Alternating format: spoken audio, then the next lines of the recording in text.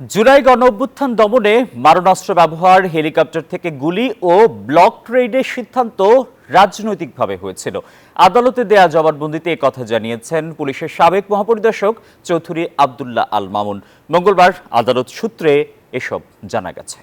ছাত্র জনতার গণ অভ্যুত্থানের মুখে গত 5 বছরের 5 আগস্ট ফ্যাসিস্ট শেখ হাসিনার পতনের পর 23 সেপ্টেম্বর গ্রেফতার হন তখনকার পুলিশ প্রধান চৌধুরী আব্দুল্লাহ আল মামুন। আন্তর্জাতিক অপরাধ ট্রাইব্যুনালের এক মামলায় এই বছরের 25 মার্চ ঢাকার মুখ্য মহানগর হাকিম আদালতে জবানবন্দি দেন তিনি। 5 পৃষ্ঠার জবানবন্দিতে 2018 এর ভোটে অনিয়ম, গুম, খুন ও জুলাই আন্দোলন নিয়ে নিজের বক্তব্য তুলে ধরেন সাবেক এই আইজিপি।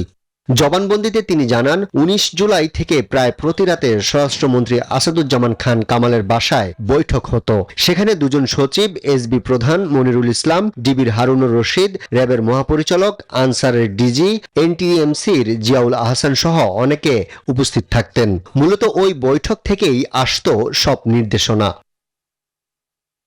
জানান, কোর কমিটির বৈঠক থেকেই সমন্বয়কদের আটক করার সিদ্ধান্ত আসে। আন্দোলন প্রত্যাহারে তাদের মানসিক নির্যাতন ও চাপ দেয়া হয়। কর্মসূচি প্রত্যাহারে বিবৃতি দিতে বলা হয় গণমাধ্যমে। বান্ডেল থাকলে প্রতি সেনমানিতে টাকা বাঁচবে। বিকাশ সেনমানি বান্ডেল কিনে জিতুন প্রতি লেনদেনে। জবানবন্দিতে বলেন, র্যাবের তৎকালীন মহাপরিচালকের পরিকল্পনায় মূলত রাজনৈতিক সিদ্ধান্তে মোতায়েন করা হয় হেলিকপ্টার। মামুন আরও বলেন, আন্দোলন দমনে স্বরাষ্ট্রমন্ত্রী নিজে তাকে লেথাল উইপেন ব্যবহারে প্রধানমন্ত্রীর নির্দেশনার কথা জানিয়েছিলেন। এ ব্যাপারে অতি উৎসাহী ছিলেন ডিএমপির সাবেক কমিশনার হাবিবুর রহমান এবং ডিবির সাবেক প্রধান হারুনুর রশিদ।